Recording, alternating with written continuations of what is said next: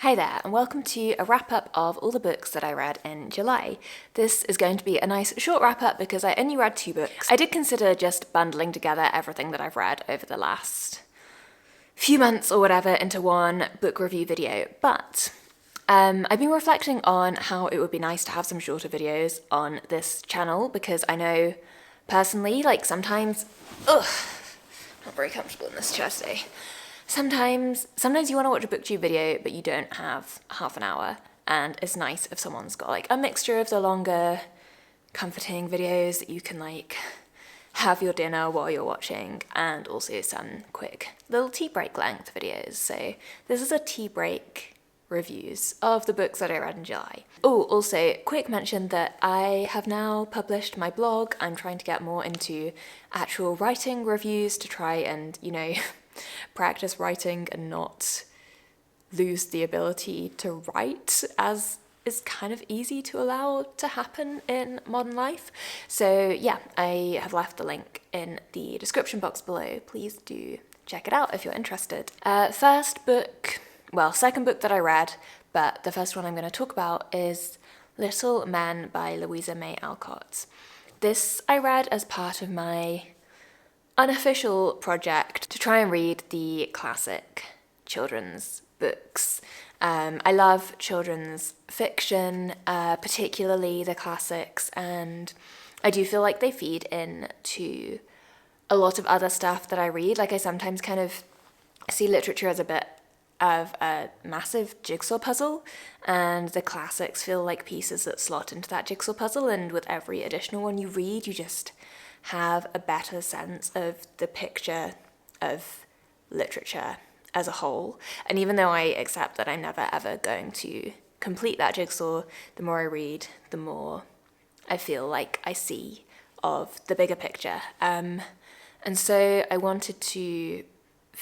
still want to finish the Little Women series. Even though I kind of knew I wasn't going to like Little Men, and I didn't really like it. I didn't hate it. There were actually points where I quite enjoyed it. It's basically the story of Jo and her husband who run this school called Plumfield, and it's about all the little boys who attend this school and the kind of antics that they get up to, and each chapter is basically just a little moral lesson where one of the boys will do something that's morally wrong, and by the end of it they've realised the error of their ways, and Jo and her husband have kind of corrected them and brought them round and gradually are sculpting them into better human beings. So it's quite sweet, but it's also quite boring in a lot of places. It just really feels like a book that's aged, whereas I think Little Women is so universally adored because it feels timeless and it feels like it touches on the eternal human condition, which is what I believe all of the very best classic literature does. This feels a lot more of a time. It also kind of really frustrates me when you get characters in a book who you've come to know and love as children or adolescents, and you see them go through that coming of age phase like we do with Jo in Little Women and Good Wives. And then once they're an adult, the author turns the spotlight onto a different group of children, and the previous character who you knew and love in their adult form just bears sort of no resemblance to the person that they once were. This really annoys me in the Anne series by L.M. Montgomery, and it annoyed me here as well. Probably less so here because I don't think I was ever as fond of Jo as I was of Anne, but yeah. I just find that annoying. So I think I gave this 2.5 stars. I will be interested to read Little Men? Is that the next one? Jo's Boys? Which one did I even just read? I'm actually going to have to check the names of this and check that I haven't reviewed the wrong book. But the third one, the last 2 are Jo's Boys and Little Men. This one must have been Jo's Boys, right? That makes more sense. And then Little Men must be the next one where they're actually going through their own adolescent and coming of age phase. I think that one might be more interesting. I heard somebody say that that one is better, so yeah, sort of, I'm not really looking forward to it, but I'm hoping that it gets better because this one was just really meh. Yeah, not much to say about it. Then the other book that I read, I enjoyed a lot more, and this was The Lark by Nesbit, which I read for Kate Howe's Kindred Spirits book club, which is just a real highlight of my months. She chooses such gorgeous, sweet, charming books, real comfort reads, real life softeners, and The Lark fell into this category.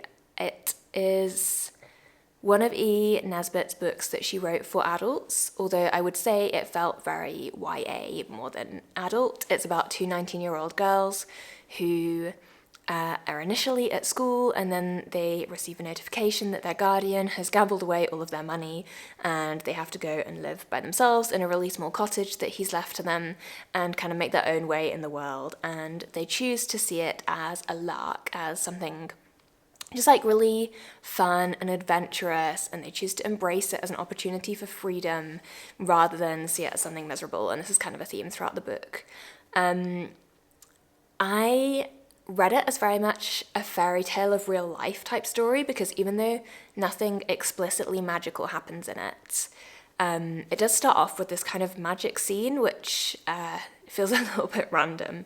And it's not implied that magic actually, in fact, it's implied in the scene that the magic doesn't work, but that the girl sort of believes that the magic spell that she has cast has worked. And so there's this like slight magical undertone to the whole thing. Loads and loads of stuff just falls into place for these two girls in a way that doesn't necessarily feel very realistic. But it's just really, really lovely to read, and I read this in such a kind of like happy, blessed period of my own life where I just got married and I was like going on a honeymoon, and everything just felt really golden and perfect and like it was all falling into place for me. And so I had a lot more time to believe a book where everything was going really perfectly and falling into place. It was written in a really light, charming, witty style, a few like entertaining characters, interesting observations. It wasn't the best thing that I've ever read. Like I probably won't reread it, although I wouldn't be opposed to rereading it at some point, like quite a long time in the future if I'd forgotten the storyline. But yeah, it was really sweet and I enjoyed it very much. So those were my July reads. Let me know if you read anything brilliant in July. I would love to hear about it. And until next time, take care and I'll see you soon. Bye bye.